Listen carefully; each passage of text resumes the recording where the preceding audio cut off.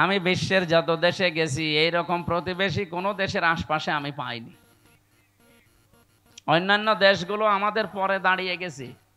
এই যে মালয়েশিয়া আমি ছিলাম কয়েকদিন আগেও, সেখানে তারা 2004 সাল থেকে দাঁড়াতে আরম্ভ করেছে, এখন দাঁড়িয়েই যাচ্ছে।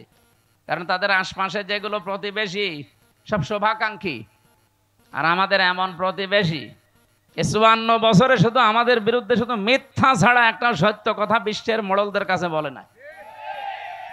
54 বছরেই মিথ্যা তথ্য ছড়িয়েছে। আপনি দেখেছেন মাইক্রোসফট, আপনারা তো এলাকায় গ্রাম্য মানুষ বেশি, যারা লেখাপড়া করে ইন্টারনেট বোঝে, মাইক্রোসফট রিপোর্ট দিয়েছে তামাম দুনিয়ায় 257টা দেশ সবচাইতে বেশি মিথ্যা তথ্য পরিবেশন করে ইন্ডিয়া। এদের যে সাংবাদিকগুলো, এইগুলোও বেশ মারাত্মক। এই যে ময়ূখ রঞ্জন ঘোষ, আমার মনে হয় জীবনে কোনোদিন সত্য কথা বলেছে কিনা আমার বিশ্বাস হয় না। যত কথা বলে, আমার দেশে যারা এই যে মলম বিক্রি করে বাজারে বসে আঁতরায়, এরাও এত এত হকারি করে না।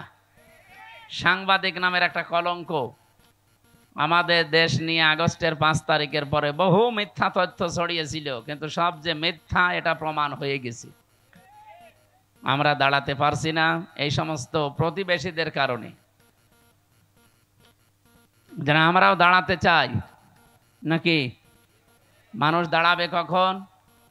যেহেতু আজ নিরাপত্তার বেষ্টনী থেকে আমরা অনেকেই বের হয়ে যাচ্ছি, আমাদের নিরাপত্তা এখন আর নেই। কোরআনে কারীম জানিয়েছে, আল্লাযীনা আমানু ওয়া লাম ইয়ালবিসু ঈমানাহুম বিযুলমিন উলাইকা লাহুমুল আমনু ওয়া হুম মুহতাদুন। সূরা আনআম 7 নাম্বার পারা 17 নাম্বার পৃষ্ঠার 1ম নাম্বার লাইনের 82 নাম্বার আয়াতে আছে। এটা তাফসীরে ফি জিলালিল কোরআন সৈয়দ কুতুব রহমতুল্লাহ আলাইহি লিখেছেন। আল্লাহ পাক বলেন, যারা ঈমান আনে আর ঈমানের সাথে কোনোদিন শিরিক আর জুলুম মিশ্রণ করে না। এই এদিকে তাকিয়ে থাকেন, যে যা করছে করুক, আর পেছনে যেন কেউ গল্প করবেন না ভাই। একটু মন দিয়ে শোনেন। আপনি 10 মিনিট শোনেন, কিন্তু নামাজ যেভাবে পড়া লাগে একেবারে মন স্থির করে ওইভাবে শোনেন, তাহলে 10 মিনিটই ইবাদতের সওয়াব পাবেন। আর এদিক ওদিকে তাকিয়ে গল্প করে আপনার আরো গোনা হয়ে যাবে। আবার কথা বলেন কেন? এদেরকে বারবার এক কথা বলা তো আমার ভাল লাগে না। এই জন্যই তো মিডিয়া আসতে মানা করি, যে এগুলো সাথে এখন দরকার নেই। যত বলে যে আপনারা আমি আগার আসে আর সব কিছু ঠিক করে বসে পড়বে, এরপরে যদি কেউ দাঁড়ায় না তার খবর আছে। আর এখানে আপনি দাঁড়িয়ে আছেন কেন? পেছনে দেখতে পাচ্ছেন একটা লোক আপনার জন্য এখনই চিল্লাবে। এটা তো রাজশাহী বিভাগ না? রংপুরে গেলে না একটা শব্দ শোনা যায়, মফিজ। এই বিভাগে তো এই শব্দ শুনলে কেমন লাগে না? আমার মনে হয় যে এই লোকটার বাড়ি মনে হয় রংপুর বিভাগ। তাছাড়া তো এখানে দাঁড়িয়ে থাকার এভাবে কথা ছিল না। এই বিভাগের বদনাম করার জন্য এসেছে। যান একটু, যে যেখানে জায়গা পান হয় বসেন, নাই দাঁড়িয়ে থাকেন, কিন্তু কথা বলবেন না ভাই। যেহেতু আমরা এবাদতে অলরেডি প্রবেশ করেছি, এবাদত যেইভাবে করা লাগে আপনি একটু ওইভাবে করেন। এবাদতটা শেষ হয়ে গেলে তখন আপনার মন মতো চলেন। বলেন তো, নামাজ একটা এবাদত, এই নামাজে দাঁড়িয়ে কেউ এদিকে ওদিকে তাকায়? কয়টা ফ্যান আছে গুইনে নেয়? কি কথা বলছেন এখানে? তাহলে ওইটা যদি না করেন, এইটাও তো একটা এবাদত চলছে।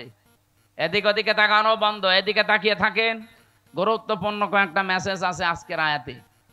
স্থান কাল পাত্র ভেদে বাস্তবতার নিরিখে আমরা তাফসীরুল কোরআন মাহফিলে কোরআন থেকে কথা বলার চেষ্টা চালাবো। ওয়া মা তাওফীকি ইল্লা বিল্লাহ।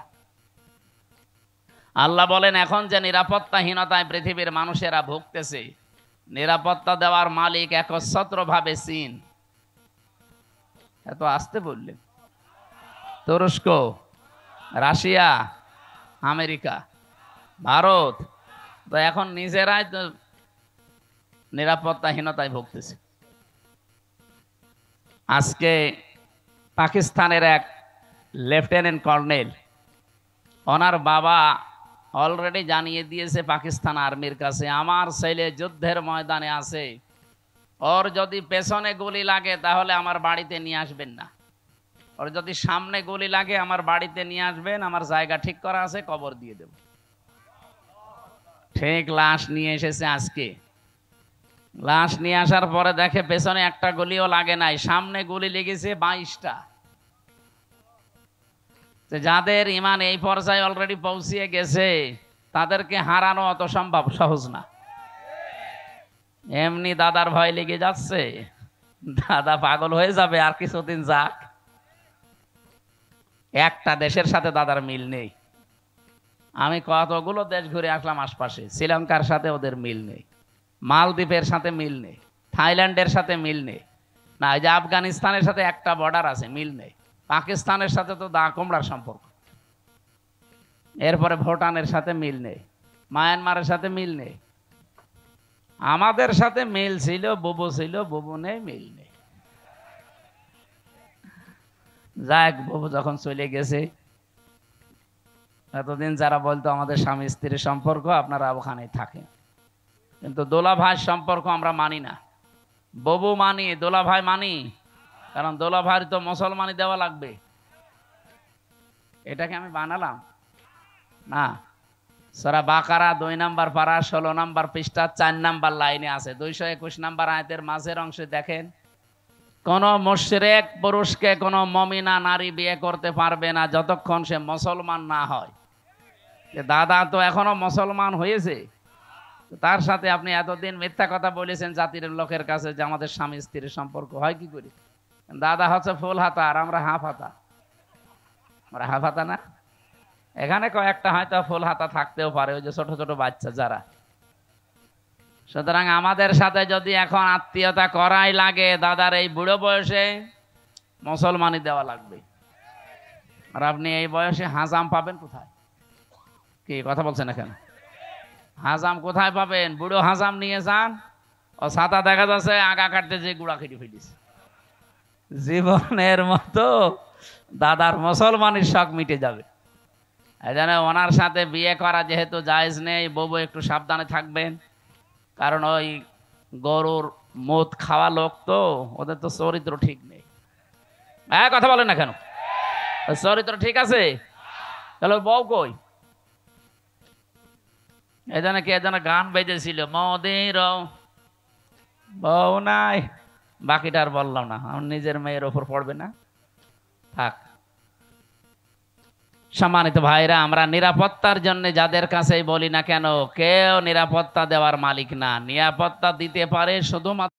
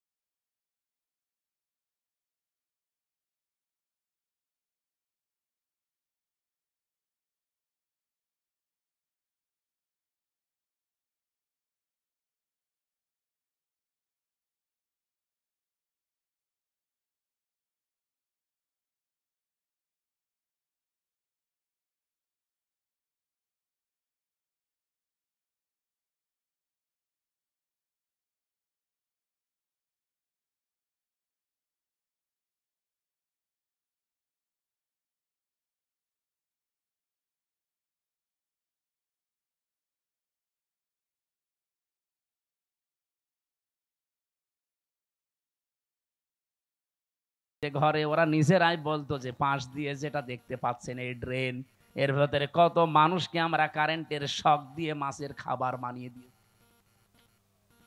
এরকম অবস্থায় আপনি কি দিক দ্বারা ঠিক থাকবে আপনার? এরপরে আমার বলছে আপনাকে যা বলতে বলি এটা যদি ম্যাজিস্ট্রেটের কাছে না বলেন আপনার বউ তুলে নিয়ে আনবো। আপনি কত বড় ইমানদার যে এই সময় ঠিক থাকতে পারবেন বলেন? এই শেষ পর্যায়ে 10 দিন একাধারে অত্যাচার করার পর আমার মাথার চুল থেকে পায়ের তালু পর্যন্ত 1 ইঞ্চি জায়গা বাকি নেই যেখানে টর্চার করে নাই। শেষ পর্যন্ত আমার সহ্যের বাইরে চলে যাওয়ার পরে বললাম, যান যা বলবেন বলেন, আর কি করব। যে বলছে আপনার বউ তুলে নিয়ে আনবো, তখন আর কিছু বলা যায়? আর কারণ ওদের তো চরিত্র নেই, কোথায় তুলে নিয়ে আসছে। বারবার চিন্তা হচ্ছিল বাচ্চাটার বয়স কেবল 7 মাস, এই অবস্থায় তুলে নিয়ে আসলে তো বাচ্চাটাও নিয়ে আসবে, আর যেখানে আমারে রাখে এত বড় বড় মশাই আমারে কামড় দেয়, ওরা আসলে এমনি মশার কামড়ে মরে যাবে। এই জন্য বললাম যে যান স্যার, যা ভাল লাগে করেন, আপনারা যা বলতে বলেন আমি বলবো। সব জামাত ইসলামের বিরুদ্ধে, শিবিরের বিরুদ্ধে, আর আমি আকিস গ্রুপে চাকরি করতাম, আকিস গ্রুপের বিরুদ্ধে এই কথাগুলো লিখে নিয়েছে, অথচ একটা কথাও আমার না। ওরা 10টা পয়েন্ট লিখে আমার সই করে বলছে হুজুর সই করেন আপনারা ছেড়ে দেব। তখন আমি 164 বুঝতাম না, সই করে দিলাম ম্যাজিস্ট্রেটের সামনে। পরে শুনছি ওইটা আমার জবানবন্দি, ওরা লিখে নিয়েছে এই যে কায়দা কৌশল করে প্রতারণা করি। আল্লাহরও বিচার আছে। 10 দিন পরে আমি যে জেলে যেয়ে দেখি ওই ম্যাজিস্ট্রেট যেটা আমার সই করেছিল প্রতারণা করে মিথ্যা বলে, ও দেখি জেলখানায়। কি গো হুজুর, আমার বউ আমারে মামলা দিয়েছে। ঠিক করিস, শয়তান, যৌতুকের মামলা দিয়েছে। এই জুলুম গুলো যারা করেছিলেন, এই জুলুমের কারণে আল্লাহ রাব্বুল আলামিন জালেমদের স্বপ্ন সাধ পূরণ করতে দেয় না। যে যত বড় বড় আশা নিয়ে রেখেছিলেন, একটা আশাও কিন্তু জালেমদের পূরণ হয়নি। আর সামনে যদি কেউ জুলুম করে তার আশাও পূরণ হবে। আরো জোরে বলেন, হবে না? তা আল্লাহর গ্যারান্টি কয়েক জায়গায় পেয়েছি আমি। এটা 1 নম্বরে পেয়েছি সূরা ইব্রাহিমের ভেতরে, 2 নম্বরে সূরা শুরার ভেতরে, 3 নম্বরে সূরা আনামের ভেতরে। যারা জুলুম করে আমার আল্লাহ তাদের সেদ কেটে দেয়, ওদের স্বপ্ন সাত পর্যন্ত আর যেতে পারে না। কোরআনে কারীম জানিয়েছে, সূরা আলে ইমরানের ভেতরে আছে, ইন্নামা নুমলি লাহুম লিয়াজদাদু ইসমা ওয়া লাহুম আযাবুম মুহিন। অবশ্যই মানুষের পাপ যখন সীমা ছাড়িয়ে যায়, সীমা লঙ্ঘন করে ফেলে লোকটা, তখন ওই লোকটার জন্য অপমানজনক শাস্তি আল্লাহ রেডি করে রাখে। নওগাঁবাসী, আমাদের জীবনে যেন এরকম কিছু সামনে না আসে। চেয়ারে কারা আসবেন আমরা জানি না, যারা আসবেন তারা যেন নিজের ওপরে, পরিবারের ওপরে, সমাজের ওপরে, রাষ্ট্রের ওপরে, জনগণের ওপরে জুলুম করবেন না। এই কথা বলেন না কেন? বারবার বলছি, আহ্বান জানি, এটা রেকর্ড হচ্ছে, সারা দেশ চলছে। যারা আসবেন জুলুম করবেন না।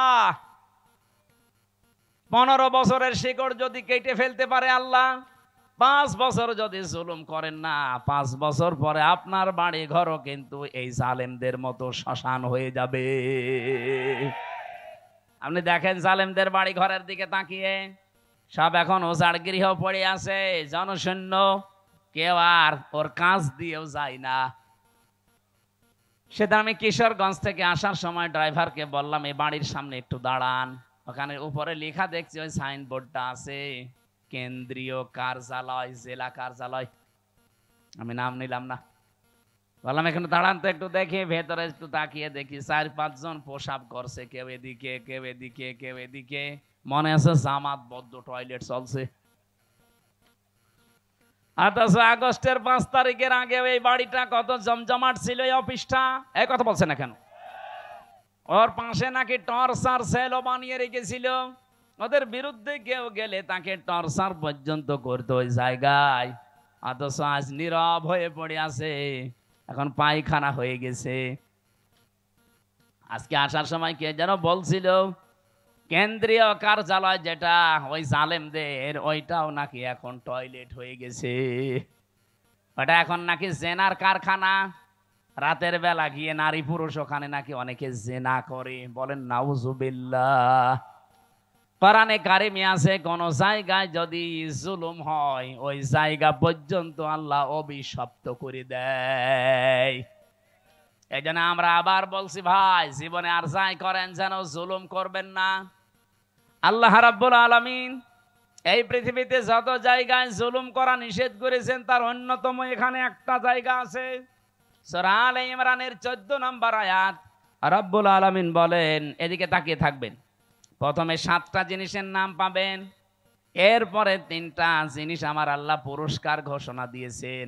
এই পুরস্কার পাওয়ার জন্য আমার আল্লাহ 7টা গুণ আমাদেরকে অর্জন করার আহ্বান জানিয়েছেন।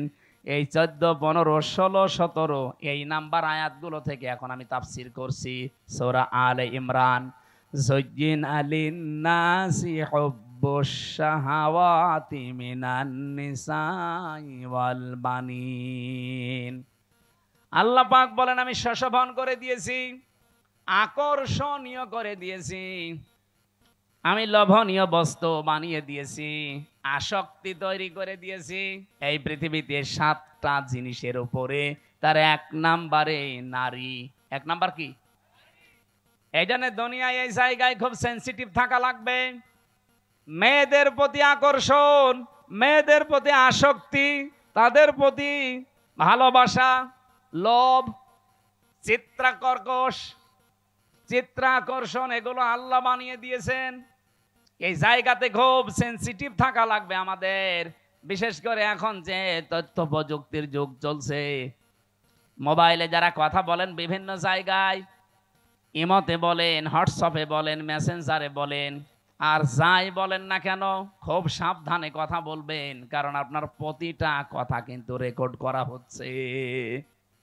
এই কথা বলছেন, আপনি হয়তো টের পাচ্ছেন না যে না এটা আবার কে ধরবে মানে আমি রিমান্ডে আমার শুনিয়েছিল, কোথায় আমার ম্যাডামের সাথে আমার মায়ের সাথে সাতক্ষীরা থেকে একজন কল দিয়ে কি বলেছে ওটা দেখি রিমান্ডে 2য় দিন আমার শোনায়।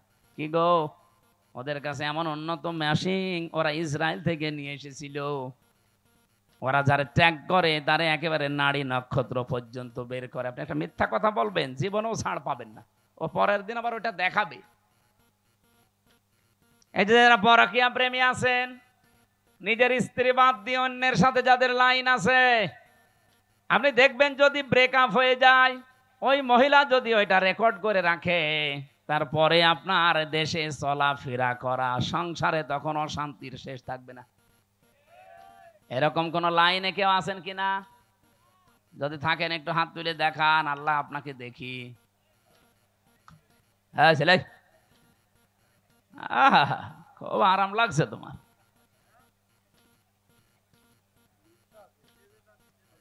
না ধরা খাবেন কিন্তু।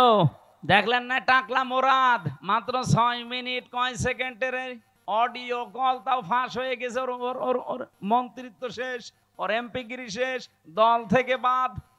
আর কি অপমান!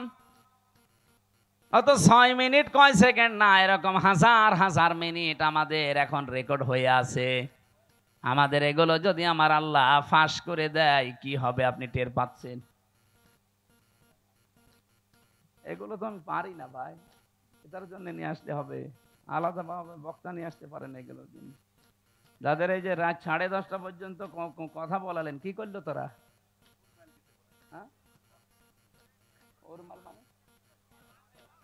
ও গামছা, তো এখন আমি আয়াত শুরু করছি, এটা দিলে হবে মানুষ তো।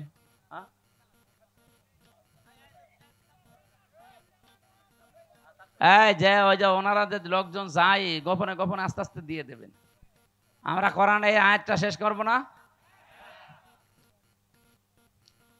রব্বুল আলামিন জানিয়েছেন পৃথিবীতে আমি আসক্তি তৈরি করে দিয়েছি যেহেতু মেয়েদের প্রতি, এজন্য এই জায়গায় আমাদের আদি পিতা হযরত আদম আলাইহিস সালামও কিন্তু দুর্বল হয়ে গিয়েছিলেন।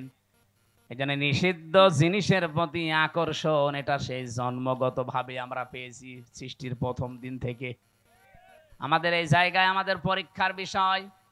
এখন থেকে একেবারে দৃঢ় সিদ্ধান্ত নিয়ে রাখবেন যেগুলো জায়েজ। আমি আসার সময় শুনছিলাম মাওলানা মনে হয় 14 জন মহিলার নাম বলছিলেন, যাদের সাথে দেখা করা আপনার জায়েজ আছে, মোবাইলে যদি পারতপক্ষে কথা বলা লাগে 14 জনের সাথে বলবেন। এর বাইরে যদি কেউ কল দেয়, ওটা যদি জিবরাইলের খালাতো বোন হয়, তারপরেও বলবেন আপনার সাথে কথা নেই। কি কথা বলছেন না কেন? আপনি শক্ত থাকবেন এই জায়গায়। মেয়েরা যারা এসেছেন এই জায়গায়, আপনারাও নিজেদেরকে খুব, একজন আলেম সেই দিন দেখলাম কুমিল্লায় বাড়ি, উনি বলছিলেন নিজের স্ত্রীকে কেউ যদি ভিডিও মোবাইল কিনে দেয়, এই যে Android set, screen touch mobile, এটাই নিজের স্ত্রীকে কিনে দেওয়া আর পর পুরুষকে ঘরে ঢুকিয়ে দেওয়া একই কথা। অথচ এরকম বউ দেশে নেই। বলেন, এই মোবাইলটা, এই কম্পিউটার, এই ল্যাপটপ আপনি ওর হাতে দেননি, আপনি দিয়েছেন ওকে একেবারে জেনা, ব্যভিচার, বেপরদা হওয়ার জন্য একটা লাইন হাতে ধরিয়ে দিয়েছেন। ও মন মতো কিন্তু ওটা দিয়ে ব্যবহার করবে। আমার মনে হয় মেয়েদেরকে এই জায়গায় খুব সেন্সিটিভ থাকা দরকার। মা বোনেরা, স্বামী যদি আপনাকে বাটন ফোন দিয়ে খুশি থাকতে চায়, বাটনের উপরে আপনি আর যাবেন না। কারণ আমাদের টার্গেট তো শুধু এইটাই না, এরপরে আর একটা জায়গা আছে, আখেরাত। ওই জায়গাটা তৈরি করতে হলে আমাদের এখনই এই মনের সাথে যুদ্ধ করা লাগবে। আর যদিও এটা কঠিন বিষয়, শয়তান উৎপত্তি আছে, করতে দেবে না। আমি সহ যারা এসেছি আজকে থেকে নিজেদেরকে শয়তান যতই চাপ দিক আমরা কন্ট্রোল হব। এই 14 জন মহিলা বাদ দিয়ে কেউ কল দিলেও জরুরি না হলে আমার দরকার নেই।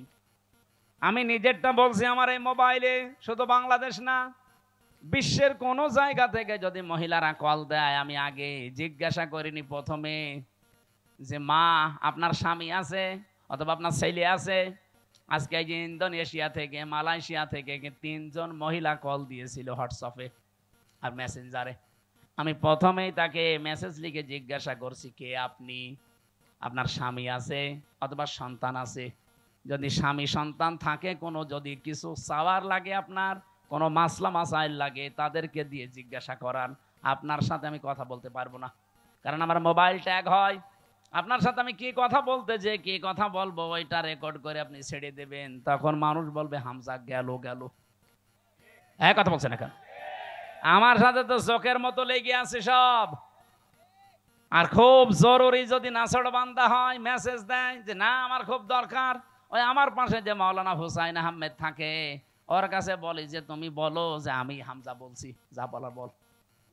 ও মনে করে যে হুজুরি বলছে, যা বলার বলে। ফতোয়া শুধু আমারে জিজ্ঞাসা করে, মাসলা যদি কোরআন হাদিস কেন্দ্রিক হয় বলি যে এইটা এইটা জান। আজকে সকাল 11টায় এসেছে ভারত, বসিরহাট থেকে 2 জন স্বামী আর স্ত্রী। ওরা যদিও বলছিল যে হুজুর বিষয়টা গোপন রাখবেন, আমি শিক্ষার জন্য বলছি। ওই লোকটা তার দ্বিতীয় বউ নিয়ে এসেছে। প্রথম বউটার কাছে অনুমতি নেয়নি, দ্বিতীয় বিয়ে করেছে গোপনে 8 বছর বিয়ে করে। একটা ছেলেও আছে 8 বছরের, 4 বছরের, মানে ছেলে সহ বিয়ে করেছে। 4 বছর বয়স ছিল ছেলেটা, আর 8 বছর বিয়ে করেছে। এখন বয়স হয়ে গেছে। নিয়ে আসার পরে বড় বউ রাগ যে না, এই বউ যদি থাকে আমি তোমার ভাত খাবো না, এই বউ বাদ দেওয়াই লাগবে। এটা আমাদের বাংলাদেশ, ভারত, পাকিস্তান এই সমস্ত দেশে একটু সমস্যা। কারণ দ্বিতীয় বিয়েকে মানুষ খারাপ মনে করে, আর মনে করো চরিত্র খারাপ, এই জন্য বিয়ে করেছে। অথচ চরিত্র ঠিক রাখার জন্য যার একটা বিয়ে করেছে, এটা কেউ বলে না। আর এটা একটা যে জায়েজ কাজ, তারপরও আমরা ঘৃণা করি, খারাপ ভাবি। কি এই এলাকায় নেই? যত ভালো বউ নিয়ে বাস করেন, আর একটা বিয়ে করে দেখেন গোপনে, আপনার 14 গোষ্ঠী উদ্ধার করবে। অথচ এটা যে একটা জায়েজ কাজ, আল্লাহর নির্ধারিত বিধান। এই যে নারী কমিশন যে রিপোর্ট গুলো দিয়েছে, তার ভেতরে এইটা একটা। তারা বলছে না, বিয়ে বিয়ে যে পুরুষেরা একাধিক বিয়ে করে, এটা মহিলাদের প্রতি বৈষম্য। এক মহিলাও 4টে বিয়ে করবে। এক মহিলা 4টা বিয়ে করলে যদি সন্তান হয়, কোন বাপের পরিচয় দেবে? এই কথা বলছে না কেন? ওরা যে রিপোর্ট গুলো দিয়েছে, একটাও মানুষের রিপোর্ট না। আমার মনে হয় সবগুলো মেয়াদ উত্তীর্ণ গাঁজা খেয়ে রিপোর্ট দিয়েছে। কারণ মেয়াদ আলা গাঁজা খেলে মানুষ এ কথা বলে না। আমার কুষ্টিয়ার লালনের মাজারে তো মানুষ গাঁজা খায় দেখি, ওরা মেয়াদ আলা গাঁজা খায়, এই জন্য ওরা এত বেশি উল্টা পাল্টা বকে না। আর এই মহিলাগুলো সব মেয়াদ উত্তীর্ণ গাঁজা খেয়েছে, এই জন্য কোরআনে কারিমের উপরে হাত দিয়ে তারা ভুল ধরছে। উনি আমারে বলছিল আমার বউ, ছোট বউটা আমি সাথে করে নিয়ে এসেছি আজকে। আমি বললাম নিচে বসান। ওই যে দুইজন ছিল আমার সাথে। কি মাসলা জিজ্ঞাসা করতে চান বলেন? যেহেতু স্বামী আপনার সাথে আছে অসুবিধা নেই। স্বামীটা বলছে আমার বড় বড় যন্ত্রণা সহ্য করতে না পেরে আমি শেষ পর্যন্ত আমার এই বউটাকে এক মজলিসে 3 তালাক দিয়েছি। কথা বুঝতেছে? এখন ফতোয়া দেন তো, আমি এই বউকে রাখবো না ছেড়ে দেব? আমি 2টা মত বললাম যে আমার দেশে আবু হানিফা রহমতুল্লাহ আলাইহির মত অনুযায়ী আমরা চলি বেশি, নাকি আমাদের এই উপমহাদেশে অধিকাংশ আমরা আবু হানিফার মত অনুযায়ী চলি বেশি। আমাদের মাযহাব অনুযায়ী নিয়ম হচ্ছে এক জায়গায় এক বৈঠকে 3 তালাক দিলে তালাক হয়ে যাবে। এখনো যে 3টা ইমাম আছে, অন্যান্য আরো আলেমদের মত আছে, সে মত আমি নিজেও মানি না, কিন্তু আমি ওই মতগুলো শ্রদ্ধা করি। এই জিনিসটা আমাদের নেই, এই জন্য ইসলাম আজ পিছিয়ে যাচ্ছে। আমি আলেমদেরকে বলছি, আপনি অন্যের একটা মত মানেন না, ঠিক আছে, কিন্তু তার মত এটা শ্রদ্ধা করা লাগবে। ইমাম আবু হানিফা রহমতুল্লাহ আলাইহির সাথে অন্যান্য ইমামদের মত একেবারে পুরা উল্টা। ইমাম আবু হানিফা জানিয়েছে সূরা ফাতিহা যদি নামাজে কেউ পড়ে তার নামাজই হবে না। ইমাম শাফি বলছে, ইমাম শাফি রহমতুল্লাহ আলাইহি বলেন নামাজের ভেতরে যদি কেউ সূরা ফাতিহা না পড়ে তার নামাজই হবে না। এটা পুরা উল্টা না? বলেন বলেন। একজন বলছে হবেই না, আর একজন বলছে না পড়লে হবে না। পুরা উল্টা। কিন্তু তারা মতটা শ্রদ্ধা করতো। কোনো দিন আপনি তাদের ভেতরে কোনো বিদ্বেষ, হিংসা, অহংকার মানি না এ কথা ছিল না। উনি বলতো এটা আমার মত, মানলে মানেন, না হলে ওনার মতটা আমি শ্রদ্ধা করি, কিন্তু আমি ওইটা মানি না। আমি আল্লাহর ওই বান্দা বসিরহাট থেকে যারা এসেছিল আজকে বললাম যে ভাই আপনি মুসলমান, আপনারা তো বিপদেই আছেন ভারতে। বলছে হ্যাঁ খুব বিপদে আছি। আপনার এই বউটাকে এখন 2টা মত আছে, আপনি যে মত অনুসরণ করে চলেন ওইটা মেনে চলেন। আমাদের মাযহাব অনুযায়ী এই নিয়মটা যে আপনার বউ যেহেতু তালাক হয়ে গেছে অন্য আরেকজনের সাথে বিয়ে দেবেন। সে সংসার করার পরে ইচ্ছা করে ছেড়ে দেবে, তালাক দিয়ে দেবে, 3 মাস 10 দিন পরে আপনি তারপরে বিয়ে করে ফেলবেন, এইটা একটা নিয়ম। আর একটা মাযহাব আছে, ওটা এক বৈঠকে বা 1 মাসের ভেতরে যদি 1001 কোটি 12 তালাক দেন তো 1 তালাক হবে। তাহলে ওইটা আর একটা মত, ওটা 3 মাসে 3 হায়েজে 3 তালাক দেওয়া লাগে। ওটা যদি আপনি ওই মত অনুসরণ করে চলেন আপনি ওইটাও মানতে পারেন। এখন ওনারে বলে দিয়েছে আমি 2টা মত, উনি যেটা মেনে যেই মাযহাব মেনে চলে চলুক, আমার অসুবিধা নেই। আমি তো ওইটা মানি না, কিন্তু আমার শ্রদ্ধা করা লাগবে। আজ আমরা এই দেশে যারা বিভিন্ন ভাবে ইসলাম কায়েমের চেষ্টা করছি, এই যে যারা জামাত ইসলাম করে, তারা কথা শুনতে শুনতে 54 বছর পর্যন্ত আমরা দেখছি তাদের বিরুদ্ধে একটা মিথ্যা তহমত দেওয়া আছে যে এরা মওদুদীর অনুসরণ করে চলে। মওদুদী কি কোনো ফেকার ইমাম ছিলেন? বলেন বলেন। তো তাকে আমরা অনুসরণ করছি কি কি কোন বিষয়ে? তিনি দার্শনিক ছিলেন, তিনি রাষ্ট্র চিন্তা করতেন, রাষ্ট্র নিয়ে তিনি অর্থনীতি নিয়ে চিন্তা করতেন। এই যে ইসলামী ব্যাংকের যে থিওরি তিনি দিয়েছেন, সুদ মুক্ত ভাবেও যে ব্যাংকিং ব্যবস্থা চালানো যায়, এই যে জমি জায়গা যারা চাষ করে খান এখান থেকেও যে সুদ থেকে বাঁচা যায়। যারা এই যে 1 লাখ টাকা আমি এই ভাইরে দিলাম, 1 বিঘা জমি নিলাম, যতদিন আমি চাষ করে খাবো ততদিন জমি ফেরত দেওয়া লাগবে না, যখন টাকা ফেরত দেব তখন জমি ফেরত নিয়ে নেব। এটার নাম কি? এই যে বন্ধক। এটা জায়েজ আছে, অথচ এলাকায় বহু মানুষ মনে হয় আপনারা করেন, করেন না? না, এটা যদি জায়েজ করতেই হয় তাহলে কয়েকটা পদ্ধতি মানা লাগবে, নয়তো আপনার মায়ের সাথে জেনা করার গুনাহ হবে। যতদিন এই ভাইয়ের জমি আমি চাষ করে খাবো ততদিন এই যে সরকারকে টাকা দেওয়া লাগে খাজনা। 1 বিঘা জমিতে কয় টাকা ভাই? হ্যাঁ 75 টাকা আমার মনে হয়, 250 হয়ে গেছে। আমি আর তো দেওয়া লাগে না, আমার বাপ দেয়, আমি জানিও না। যাই হোক 250 যদি হয়, প্রতি বছরে বছরে এই সরকারের টাকাটা যে চাষ করে খাচ্ছে সে দেবে। আর যখন আমি ওনারে টাকা ফেরত দেব, জমি নিয়ে নেব, তখন কমপক্ষে 1 লাখ যদি হয় তাহলে 8 থেকে 10 হাজার টাকা কম নেওয়া লাগবে। বলে হুজুর এটাই লস হয়ে যায়। এই ভাই, এই লস হোক লাভ হোক আপনার দেখার দরকার কি? লাভ লসের মালিক কি আপনি না আল্লাহ? তো উনি যখন বিধান দিচ্ছে দেখবে, উনি 1 লাখ গরু বিক্রি না করে বাজার থেকে চলে আসতেছে, ডাকাতে ধরেছে, বলছে বাবাজি আমারে ধরে করবেন কি, আমি গরু বিক্রি করতে পারিনি, বেশি দাম হয়নি, এই জন্যে মুখের ওপরে 2 থাপ্পড় দিয়ে বলছে বেটা বেয়াদব, বিক্রি করলি না মানে টাকা তো নেব আমরা, দাম কম হোক বেশি হোক তো দরকার কি? লাভ লসের মালিক কি আপনি? কে? উনি যে নিয়মটা দিচ্ছে এইটা মানেন, আশা করছে এখন থেকে এই সিস্টেম মেনে চলবেন। আর একটা নিয়ম আছে, এই যে খেয়ে দেয়ে শোধ, জমি দিলাম, এটা কি বলে কন্টাক্ট, এটা জায়েজ আছে।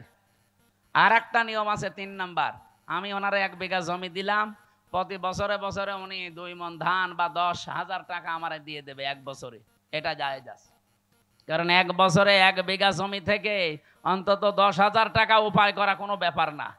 এই এলাকায় তো আরো বেশি হওয়ার কথা, 3-4 বার লস হয়। ও, জিনিসপত্রের দাম কমে গেছে এই জন্যে, তাহলে টাকাও কমিয়ে নেবেন। যদি দাম কমে যায় এভাবে, তাহলে টাকাও কমিয়ে দেবেন।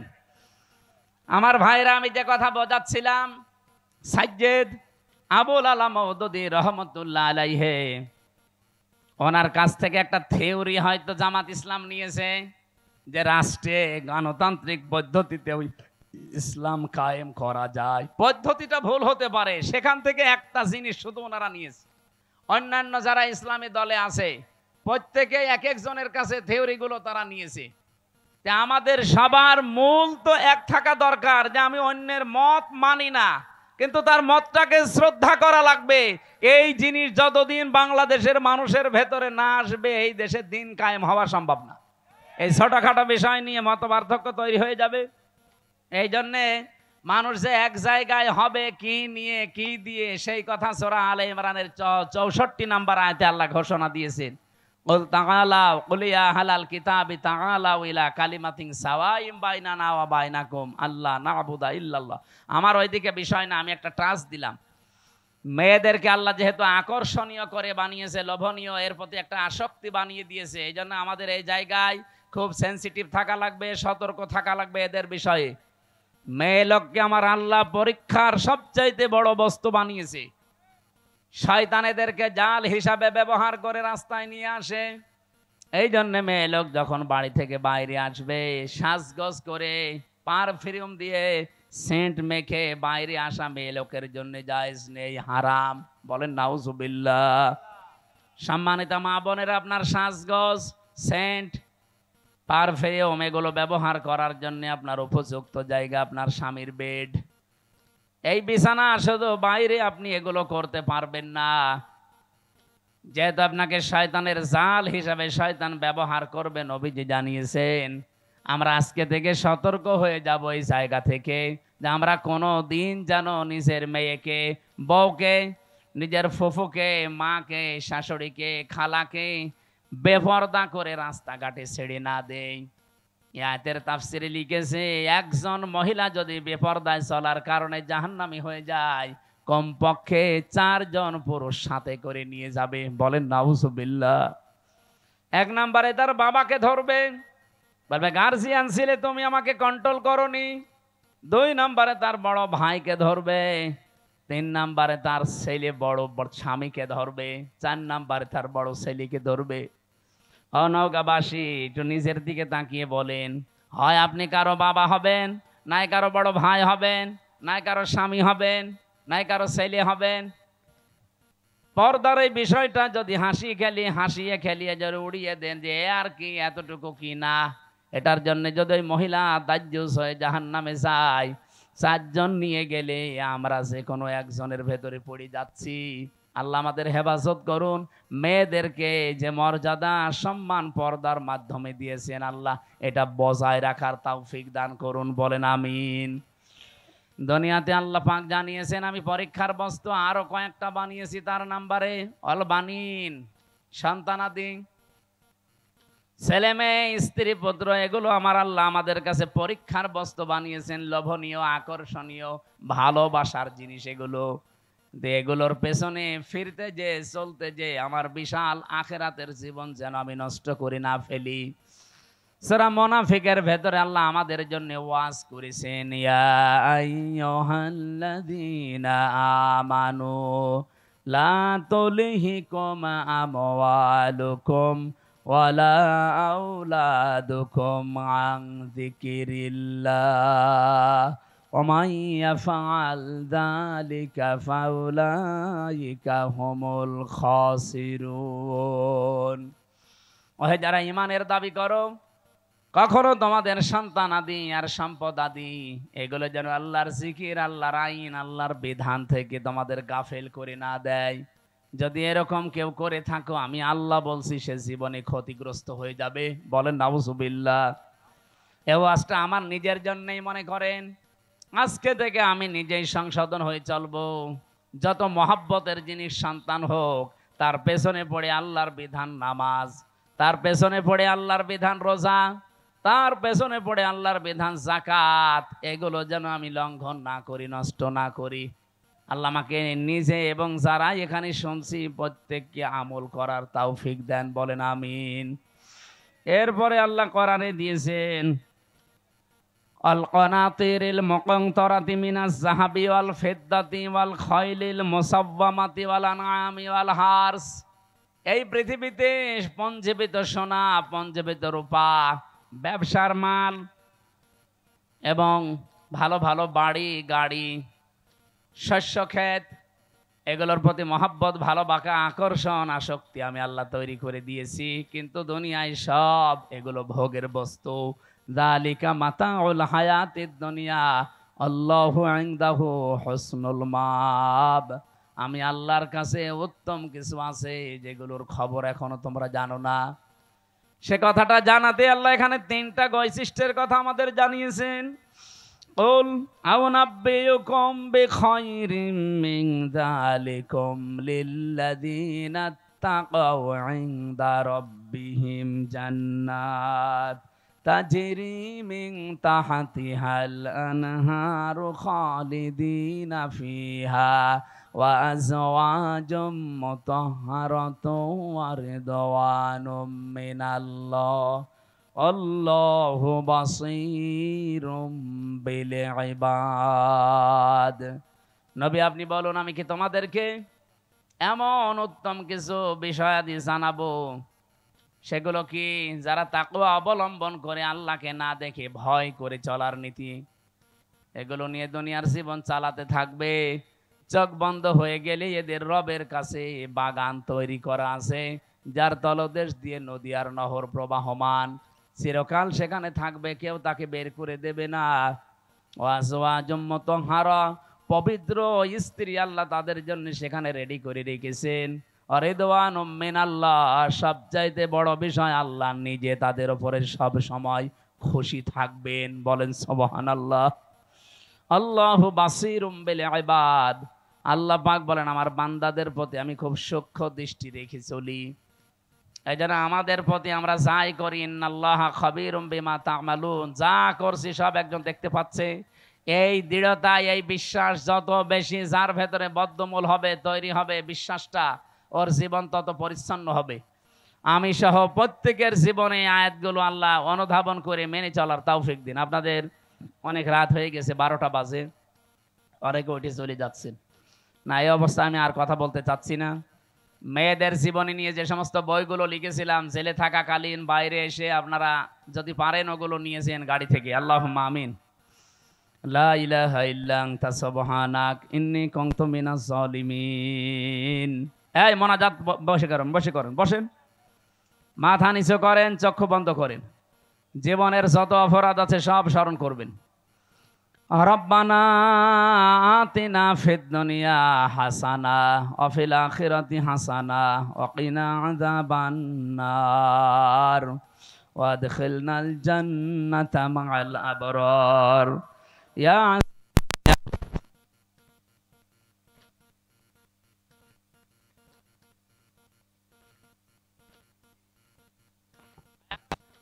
আমাদের